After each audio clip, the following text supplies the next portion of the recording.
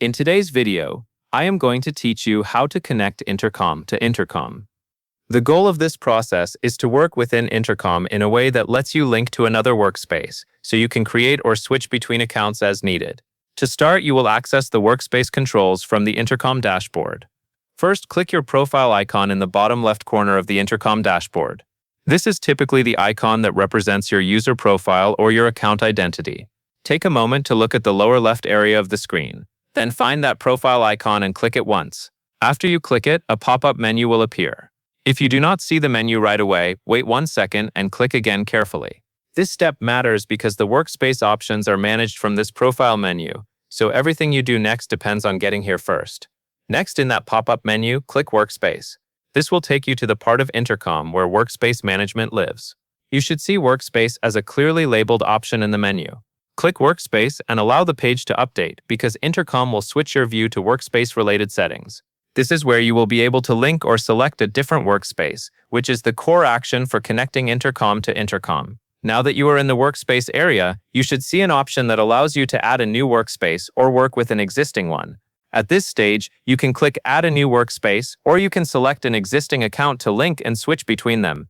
If you already have another workspace or Intercom account set up and you want to use it, selecting an existing account is the fastest route. If you are creating a brand new linked workspace, you should choose the Add a new workspace option. Take a moment here to decide based on what you see on your screen and what you are trying to accomplish. Once you choose the appropriate option, you will be taken to a form or workspace setup area where you will fill out your new workspace details. This is the part where you provide the required information that Intercom uses to set up the workspace correctly. Read what the fields ask for and make sure you enter the information carefully. If you are unsure about any field, pause and double-check the labels before moving on. The form fields are specific, and entering the correct details helps prevent connection or setup issues later. After you complete the workspace details, you will click Create New Workspace. Look for the Create or Confirmation button on the screen and click it only after you have reviewed what you entered. Intercom will then process your request and create the workspace. Depending on your setup, it may take a few moments to finish. During that time, you can keep your attention on the screen to confirm that the workspace creation completes successfully.